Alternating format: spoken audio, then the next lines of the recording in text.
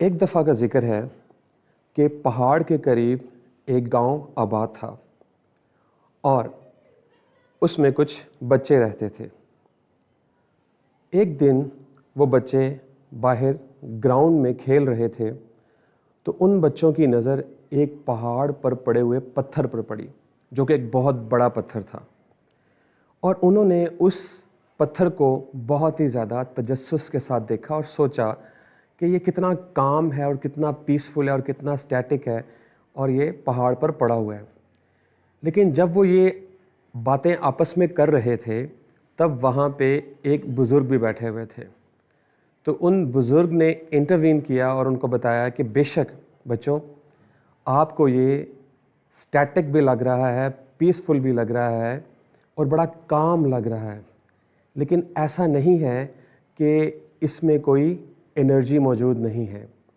तो उन बुज़ुर्ग ने बताया कि अगर किसी भी वजह से लैंडस्लाइडिंग या व्हाटएवर द रीज़न, किसी भी वजह से अगर ये पत्थर सिरका और हमारे गांव की तरफ आया तो ये हमारे गांव के बहुत सारे घरों को तबाह कर देगा।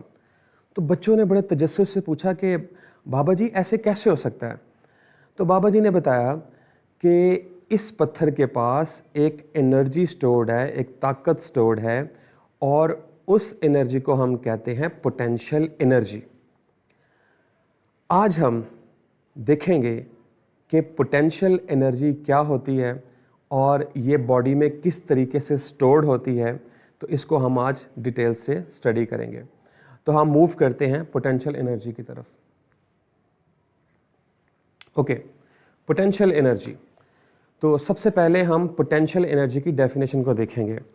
जैसे अभी आपने स्टोरी को सुना और उसमें से आपने कंक्लूड किया होगा पोटेंशियल एनर्जी के बारे में।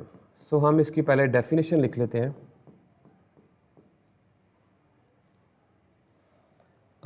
Definition, okay.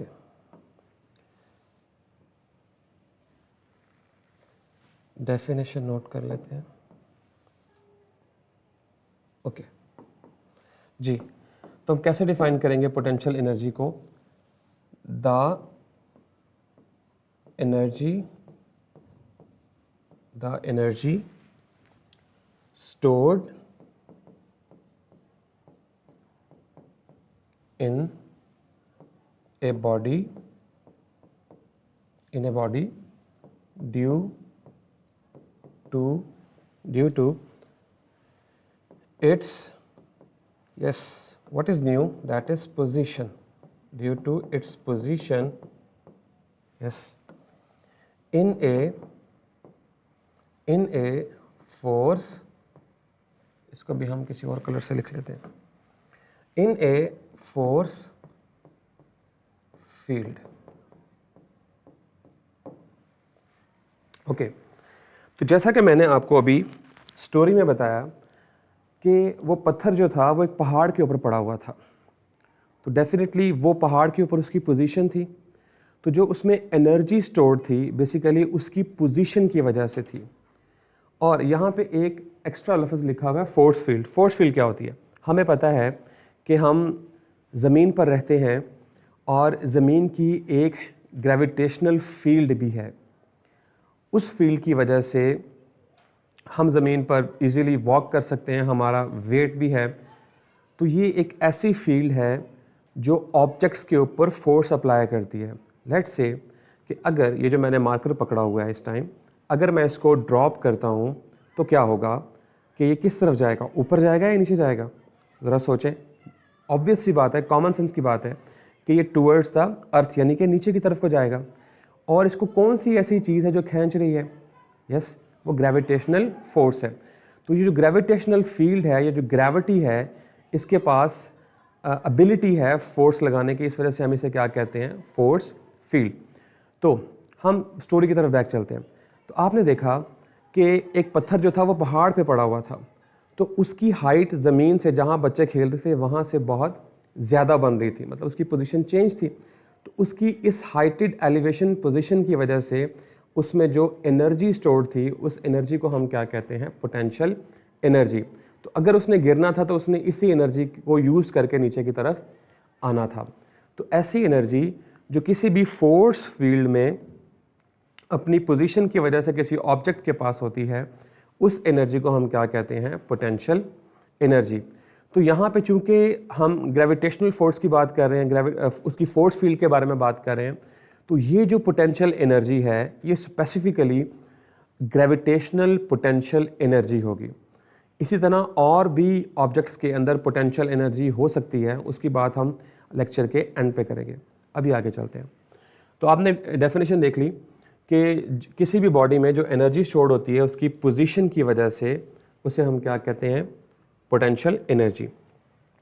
ओके, अब हम देखते हैं इसका फॉर्मूला। इसका फॉर्मूला है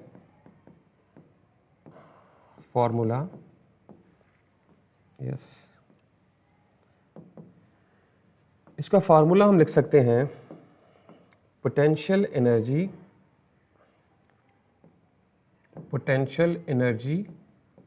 equals mgh।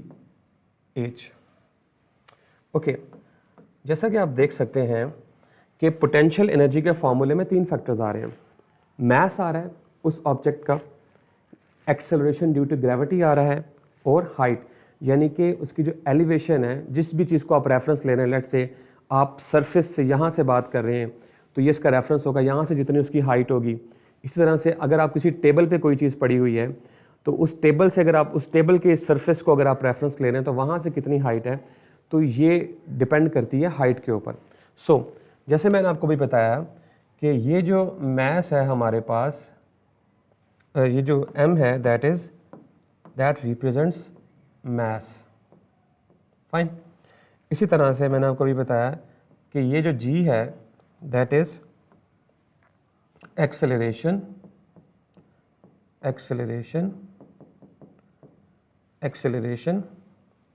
Due to gravity.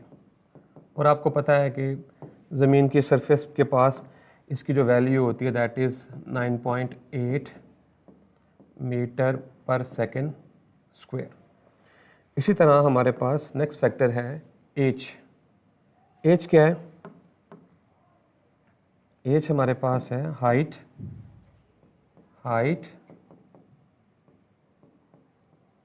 From a reference level. जिस भी जगह को आप रेफरेंस कंसीडर करेंगे वहाँ से जो आपका वर्टिकल डिस्टेंस होगा उसको हम हाइट कहेंगे। तो ये हमारे पास बेसिकली फार्मूला है इसका। इसके बाद हम इसकी यूनिट की बात कर लेते हैं कि इस पोटेंशियल एनर्जी का जो है वो यूनिट क्या होगा। अगर आप नोट कर रहे हैं तो देख लें। Okay, unit yes. तो इसका जो यूनिट होगा, क्योंकि ये भी एक एनर्जी की टाइप है, तो इसका यूनिट भी क्या होगा? Joule, JOULE। फाइन। ओके, उसके बाद हम देख लेते हैं कि इसकी नेचर क्या होगी। NATURE, कि आइदर कि ये एक स्केलर क्वांटिटी है या फिर वेक्टर क्वांटिटी है, ये भी हम देख लेते हैं। ओके, सो हमें पता है कि ये एक एनर्जी की फॉर्म है। तो जैसे हम शुरू से डिस्कस करते आ रहे हैं कि एनर्जी जो है वो एक स्केलर क्वांटिटी होती है, इसके पास कोई स्पेसिफिक डायरेक्शन नहीं होती। इट इज़ ए, या आप डायरेक्ट लिख लें, स्केलर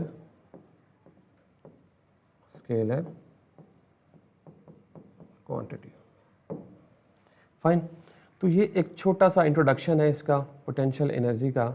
आप देख सकते हैं कि अगर आप नोट करना चाह रहे हैं तो नोट भी कर लें साथ साथ, कि हमने देखा कि the energy stored in a body due to its position in a force field, उसे हम क्या कहते हैं? Potential energy. फिर हमने देखा इसका फॉर्मूला में हमने देखा कि पोटेंशियल एनर्जी 3 फैक्टर्स के ऊपर डिपेंड कर रही है।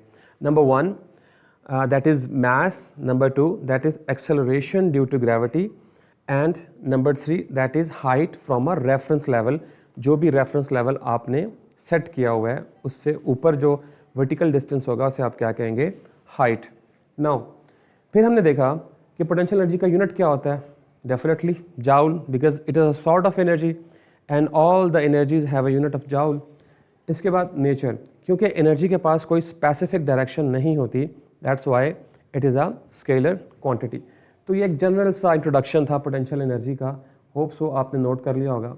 अब हम आगे चलते हैं, अब हम देखते हैं इसकी डेरिवेशन। ओके, सो अब हम करेंगे डिराइव। ये जो फार्मूला मैंने आपको लिखवाया है, potential energy equals to mgh, अब हम उसको फॉर्मली क्या करेंगे, डिराइव करेंगे। So now we are moving on to derivation. Derivation कि आप इसको कैसे डिराइव कर सकते हैं। ओके, सो आपको एक फिगर नज़र आ रही होगी यहाँ पे, देखें ज़रा। हमारे पास एक ऑब्जेक्ट है और उस ऑब्जेक्ट का जो मास है दैट इज़ m, फाइन। और इस ऑब्जेक्ट का जो वेट होगा वो क्या होगा, mg, जो मैं ऊपर लिख लेता हूँ यहाँ पे, mg, फाइन। आपने क्या किया कि आपने एक्सटर्नली इस पर एक फोर्स अप्लाई की, ठीक है, और वो फोर्स कितनी होनी चाहिए थी, ऑब्वियसली जितना इसका वज़न होगा, जितना इस ऑब्जेक्ट का वज़न होगा, जो कि हम mg से फाइंड आउट कर सकते हैं, उतनी ही आपको वर्टिकल फोर्स लगानी पड़ेगी, देन ही आप इस ऑब्जेक्ट को यहाँ से उठा के ऊपर की तरफ लेके जा सकते हैं। ओके, तो आपने फोर्स अप्लाई की और वो फोर्स किसके इक्वल थी, that force was equals to mg, इसके वेट के इक्वल था। ओके, नाउ जब आपने इसको लिफ्ट किया है तो इसने एक वर्टिकल डिस्टेंस कवर किया है, और वो जो वर्टिकल डिस्टेंस है हमारे पास दैट इज h, जो मैंने यहाँ शो किया हुआ h, फाइन। तो आपने इसकी क्या की, एक फोर्स फील्ड, अब इसके आसपास जो है वो ग्रेविटेशनल फील्ड मौजूद है, आपने इस ग्रेविटेशनल फील्ड के अंदर इसकी पोजीशन को क्या किया है, चेंज किया है। लेट्स से मैं कह देता हूँ कि ये इसकी पोजीशन नंबर 1 थी और ये इसकी पोजीशन नंबर 2 थी। ओके, अब हम इसको थ्योरी में लिख लेते हैं जी। Let's say consider an object, जी हमारे पास एक ऑब्जेक्ट है जो मैंने शो किया हुआ है, ऑब्जेक्ट हैविंग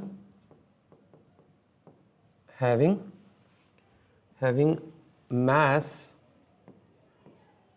जी उसका मास कितना है, m, okay, is being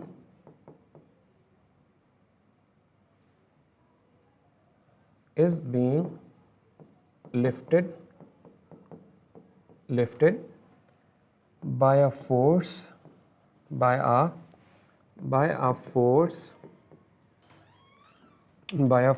F to a height h। ठीक है, हमने क्या किया कि हमने एक ऑब्जेक्ट को लिफ्ट किया है, जिस ऑब्जेक्ट का मास m है उसको हम लिफ्ट करके एक और पोजीशन पे ले गए हैं, और जो उसने वर्टिकल डिस्टेंस कवर किया that is h, fine. So work done by a force is given by the following equation। जी, तो जब आपने इस पे फोर्स लगाई तो फोर्स आपने ऊपर की डायरेक्शन में लगाई है, ओके फाइन। तो आपकी जो डिस्प्लेसमेंट है वो भी ऊपर की तरफ है, तो आपने इसके ऊपर एक वर्क डन की है, और उस वर्क डन को हम इस इक्वेशन से लिख सकते हैं। जैसे यहाँ देखिएगा ज़रा, लेट्स से एक मिनट, ओके, तो हम उसको लिख सकते हैं W is equals to FT, fine. और ये जो आपने वर्क डन किया है, जैसे मैंने आपको स्टार्ट में बताया था पिछले लेक्चर्स में, कि जब हम वर्क डन करते हैं तो क्या होता है basically, you are transferring energy, आप एनर्जी ट्रांसफ़र कर रहे हैं। तो यहाँ पे जो वर्क डन हुआ है उसने क्या किया है कि उसने इस ऑब्जेक्ट में एनर्जी ट्रांसफ़र की है और इस एनर्जी की मदद से ये ऑब्जेक्ट यहाँ चला गया है। तो वो जो आपने वर्क डन किया है वो जो एनर्जी ट्रांसफ़र की वो कहाँ गई है? वो इस ऑब्जेक्ट के अंदर स्टोर्ड हो गई है in the form of potential energy. Fine. तो इसमें पोटेंशियल एनर्जी की फॉर्म में जो स्टोर हो गई है, तो मैं इस इक्वेशन में W की जगह पे ये लिख सकता हूँ, अगर आप मुझे अलाउ करें तो मैं लिख सकता हूँ EP comma GRAV that is equals to FD। Okay, तो ये मैंने क्या लिखा है देखें ज़रा, अगर आप इसको रिवर्स ऑर्डर में पढ़ें, gravitational, P stands for potential, E stands for energy. अब चूंकि बुक में ये नोटेशन यूज़ की हुई है तो मैं इसको एज इट इज़ यूज़ कर रहा हूँ, अदरवाइज आप इसकी जगह पोटेंशियल एनर्जी P.E भी लिख सकते हैं, लेकिन हम बुक को फॉलो करेंगे। तो gravitational potential energy is equal to FD। Okay, so now हमारे पास ग्रेविटेशनल पोटेंशियल एनर्जी की वैल्यू तब आएगी जब हमारे पास F की वैल्यू होगी, जो कि हमने फोर्स अप्लाई की है। और मैंने आपको शुरू में बताया था कि ये देखें, ये जो हमारी डायग्राम है, इसमें जो हमने इस पे एक फोर्स लगाई है, जिस फोर्स की वजह से हमने इसकी पोजीशन चेंज की है, that was equal to mg, weight of the object. तो हम यहाँ पे लिख सकते हैं F की जगह पे, ये देखें, हम यहाँ पे लिख सकते हैं कि लेट्स से कि ये जो F है आपके पास, that F is actually equals to, ये देखें, F equals to weight of the object and that weight was equals to mg। Fine, तो हमारे पास इस F की वैल्यू क्या आ गई? mg। नाउ अब ये जो आपके पास डिस्टेंस था, जो वर्टिकल डिस्टेंस आपने कवर किया है, इसको हम रिप्लेस कर सकते हैं किसके साथ? h के साथ, क्योंकि यहाँ पे जो वर्टिकल हमारे पास डिस्प्लेसमेंट है या डिस्टेंस है, उसको हमने क्या नाम दिया हुआ है? h। तो उसके मुताबिक हम अपने इक्वेशन क्या कर सकते हैं? चेंज कर सकते हैं। तो देखें, मैं लिख सकता हूँ कि D equals to H। Fine, तो अब आप F की वैल्यू को यहाँ पुट कर दें और D की वैल्यू को यहाँ पुट कर दें, तो ये क्या इक्वेशन बनेगी आपके पास? ये देखें, elastic potential energy will be equals to, F की जगह क्या आएगा? mg, और D की जगह क्या आएगा बेटा?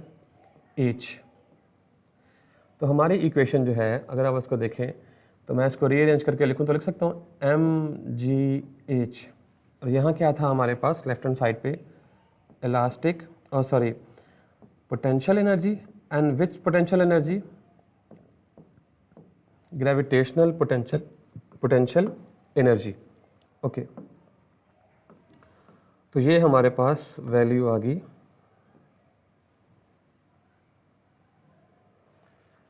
ग्रेविटेशनल पोटेंशियल एनर्जी की। ओके, एक मिनट,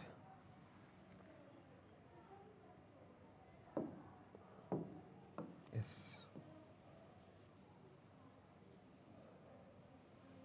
ओके, तो ये हमारे पास दैट इक्वेशन आ गई। हमने क्या किया है कि हमने इस ग्रेविटेशनल पोटेंशियल एनर्जी के फॉर्मूले को क्या कर लिया है? डिराइव कर लिया है। तो ये आपके पास छोटी सी डेरिवेशन है, उम्मीद है कि आपने इसको क्या कर लिया होगा? नोट कर लिया होगा।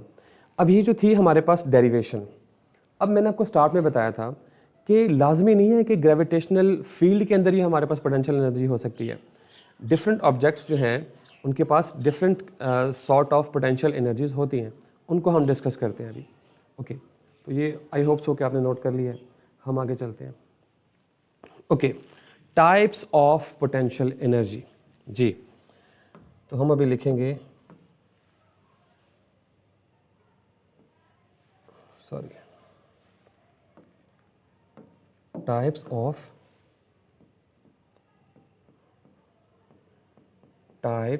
Of potential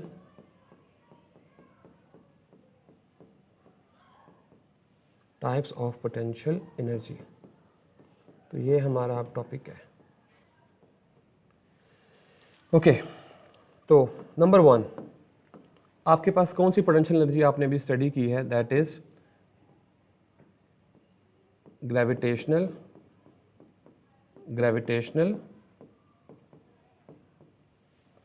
gravitational potential energy. इसी तरह आपने दूसरी भी अभी स्टडी करनी है, that is elastic potential energy.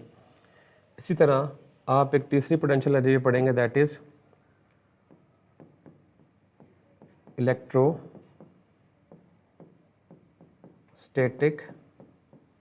Electrostatic potential energy. इसी तरह से आप एक फोर्थ टाइप को भी देखेंगे, दैट इज केमिकल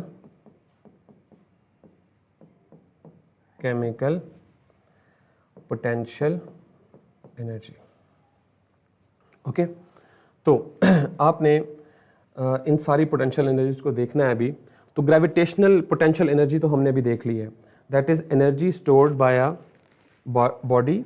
हम इसको लिख लेते हैं जी, जस्ट अ मिनट जी। तो मैं इसको लिख सकता हूँ यहाँ पे, energy stored by a body due to its position in a force field। और इसका जो था वो आपने फॉर्मूला भी देख लिया था, मैं वो भी रीराइट कर देता हूँ, that was potential energy equals mgh। Fine, इसकी तो डेरिवेशन भी हमने कर ली है। Now there comes a elastic potential energy. तो उसके लिए मैं नेक्स्ट स्लाइड पर जाता हूँ। देखें, फर्ज करें कि हमारे पास एक स्प्रिंग है। लेट्स से मैं कहता हूँ कि हमारे पास, ये देखें, हम एक स्प्रिंग ड्रॉ कर लेते हैं यहाँ पे।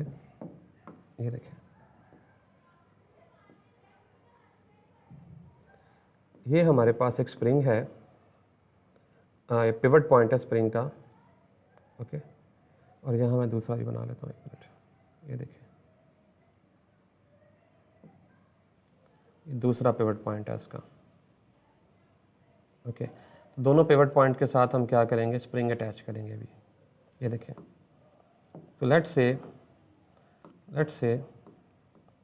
ओके, सो लेट्स से कि आपके पास ये एक स्प्रिंग है। ओके, ये अपनी नेचुरल हालत में है इस वक्त। नाउ अगर आप इसके ऊपर एक फोर्स अप्लाई करें इस तरफ को, तो ये क्या होगा, डेफिनेटली स्ट्रेच हो जाएगा। तो स्ट्रेच होकर क्या होगा, ये देखिए,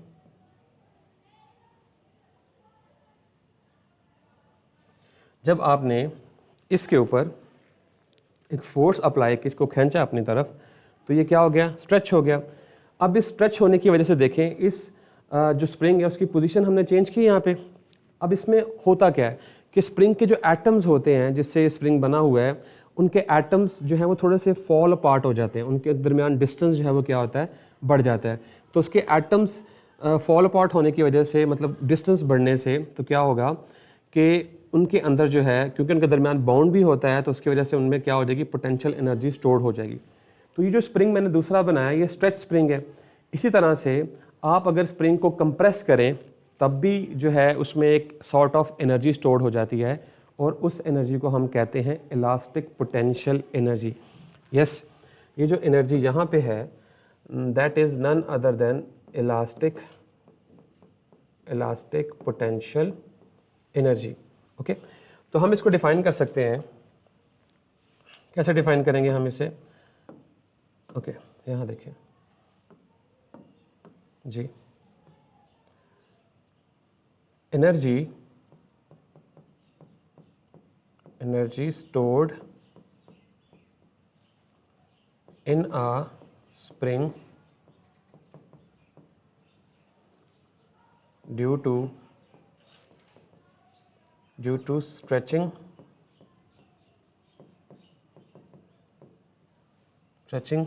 or compressing a spring।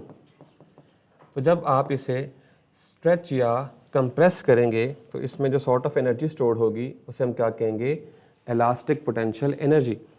और उसकी वैल्यू भी आप लिख सकते हैं, इलास्टिक पोटेंशियल एनर्जी जो है that is equals to 1/2kx²। ठीक है, तो बताने का मकसद ये है कि ये हमारे सिलेबस का भी हिस्सा नहीं है। बताने का मकसद ये है कि जब पोटेंशियल एनर्जी जो है वो डिफरेंट होती है तो हर ऑब्जेक्ट के लिए जो है वो पोटेंशियल एनर्जी का फार्मूला क्या होगा, डिफरेंट होगा। Okay, electrostatic potential energy. Okay, हम इसे डिफाइन कर सकते हैं, potential energy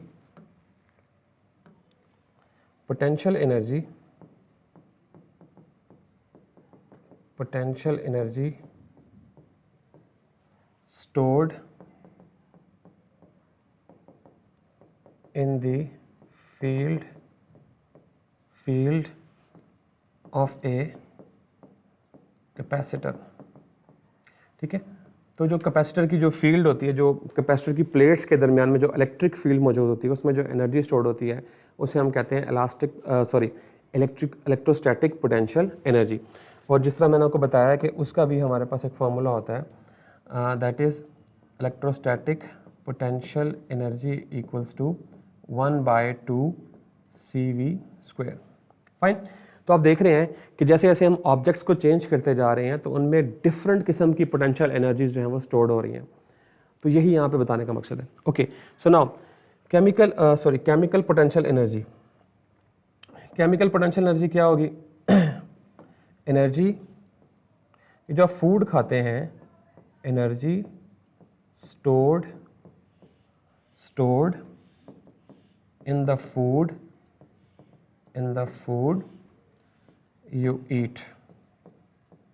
fine.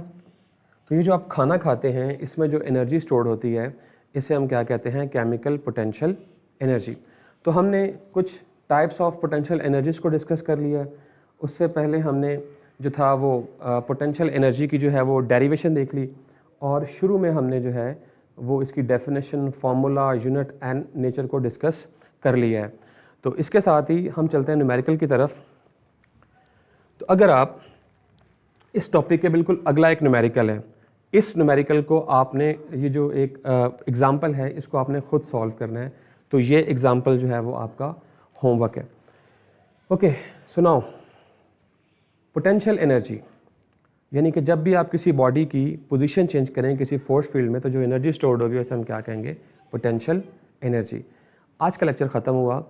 This is Zainul Abidin signing off.